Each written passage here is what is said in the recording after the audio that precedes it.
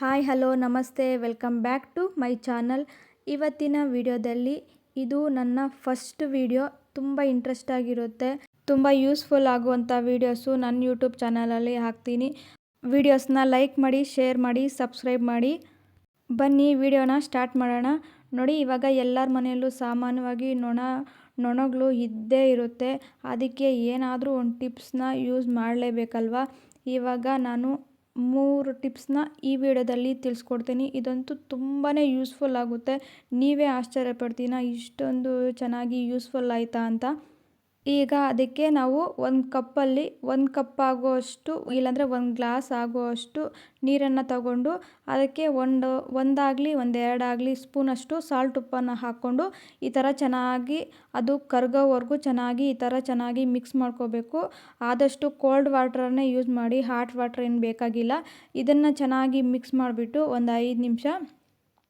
ಈಗ ಇದನ್ನು ಈ ಥರ ಬಾಟ್ಲಿರುತ್ತಲ್ವ, ಸ್ಪ್ರೇ ಬಾಟ್ಲು, ಆ ಥರ ಬಾಟ್ಲಲ್ಲಿ ಈಗ ಅದನ್ನು ನಾವೇನು ಮಿಕ್ಸ್ ಮಾಡಿ ಇಟ್ಕೊಂಡಿದ್ದೀವಿ ಅದನ್ನು ಹಾಕ್ಕೊಂಡು, ನಮ್ಮ ಮನೆಯಲ್ಲಿ ಸ್ಪ್ರೇ ಬಾಟ್ಲ್ ಇಲ್ಲ ಅಂದರೆ ಮಾಮೂಲಿ ಬಾಟ್ಲಿಗೆ ಒಂದು ಚಿಕ್ಕದು ಕ್ಯಾಪ್ ಇರುತ್ತಲ್ಲ, ಅದಕ್ಕೆ ಒಂದು 4 ಹೋಲ್ಸ್ನ ಇಟ್ಬಿಟ್ಟು ಸ್ಪ್ರೇ ಮಾಡಿದ್ರೂ ತುಂಬ ಚೆನ್ನಾಗಿ ಯೂಸ್ಫುಲ್ ಆಗುತ್ತೆ. ಎಲ್ಲಂದರೆ ನಾವು ನೊಣಗಳು ಎಲ್ಲಿ ಆಚೆ ಜಾಸ್ತಿ ಇರುತ್ತೆ, ಮತ್ತು ಕಿಟಕಿಗಳ ಹತ್ರ, ಮತ್ತು ಈರುಳ್ಳಿ ನಾವು ಕೊಯ್ದಿಟ್ಟಿದ್ರೆ ಹಲ್ಲು ಬರುತ್ತೆ, ಮತ್ತು ಟೊಮೊಟೊ ಕೊಯ್ದಿಟ್ರೂ ಹಲ್ಲೂ ಬರುತ್ತೆ. ಇವಾಗ ಟೊಮೊಟೊ ಇಟ್ಟಕ್ಕೆ ಮುಂಚೆ ಅಲ್ಲೂ ಸ್ವಲ್ಪ ಸ್ಪ್ರೇ ಮಾಡಿಬಿಟ್ಟು, ಇದು ಇಟ್ಕೊಂಡ್ರೇನು ಏನೂ ಆಗೋಲ್ಲ, ಸಾಲ್ಟೇ ಅಲ್ವಾ, ಇಟ್ಕೊಂಡು ಸ್ಪ್ರೇ ಮಾಡಿಬಿಟ್ರೆ ಕೈಯಲ್ಲೂ ಸ್ಪ್ರೇ ಮಾಡ್ಕೋಬೋದು. ನೋಡಿ, ನಾನು ವೀಡಿಯೋದಲ್ಲಿ ತೋರಿಸ್ದಾಗೆ ಈ ಥರ ಸ್ಪ್ರೇ ಮಾಡಿಕೊಂಡ್ರೆ ನೊಣ ಅಂತೂ ಮಾಯ ಆಗೋಗುತ್ತೆ. ಒಂದ್ಸರಿ ಟ್ರೈ ಮಾಡಿ ನೋಡಿ. ಈಗ 2ನೇ ಟಿಪ್ಸ್ನ ಹೇಳ್ಕೊಡ್ತೀನಿ ಬನ್ನಿ. ಈಗ ಇದಂತೂ ತುಂಬಾ ಯೂಸ್ಫುಲ್ ಆಗುತ್ತೆ, ತುಂಬ ಇಂಪಾರ್ಟೆಂಟು. ಈ ರೆಮಿಡಿನ ಒಂದ್ಸರಿ ಟ್ರೈ ಮಾಡಿ ನೋಡಿ, ನೀವೇ ಆಶ್ಚರ್ಯ ಪಡ್ತೀರಾ. ಇದಂತೂ ನನಗೆ ಒಬ್ಬ ಆಂಟಿ ಹೇಳ್ಕೊಟ್ಟಿದ್ದು. ನಮ್ಮ ಮನೇಲಿ ತುಂಬ ಜಾಸ್ತಿ ನೊಣ ಇತ್ತು. ಆಗಿನ ಕಾಲದಲ್ಲಿ ಅಜ್ಜಿಯವರು, ಅಮ್ಮ ಅವರು ಈ ಕೆಲಸ ಮಾಡ್ತಾಯಿದ್ರಂತೆ. ಇದು ಎಲ್ಲರ ಮನೆ ಹತ್ರ ಇದ್ದೇ ಇರುತ್ತಲ್ವ ಕಾಮನ್ನಾಗಿ, ಅದಕ್ಕೆ ಈ ಥರ ಮಾಡ್ತಾಯಿದ್ರಂತೆ. ಬನ್ನಿ ನಿಮಗೂ ಈ ವಿಡಿಯೋದಲ್ಲಿ ಶೇರ್ ಮಾಡ್ತೀನಿ ನೋಡಿ. ಈಗ ಈ ಅಲೋವೆರಾ ಪ್ಲ್ಯಾಂಟ್ ಇರುತ್ತಲ್ವ, ಈ ಥರ ಇವಾಗ ಸಾಮಾನ್ಯವಾಗಿ ಎಲ್ಲರೂ ಇಟ್ಟು ಪೂಜೆನೂ ಮಾಡ್ತಾರೆ. ಇದು ಎಲ್ಲ ಸ್ಕಿನ್ ಕೇರ್ಗೆ, ಹೇರ್ಗೆ ಎಲ್ಲನೂ ಯೂಸ್ ಆಗುತ್ತೆ. ಇದಕ್ಕೂ ಯೂಸ್ ಆಗುತ್ತೆ. ಒಂದ್ಸರಿ ಟ್ರೈ ಮಾಡಿ ನೋಡಿ.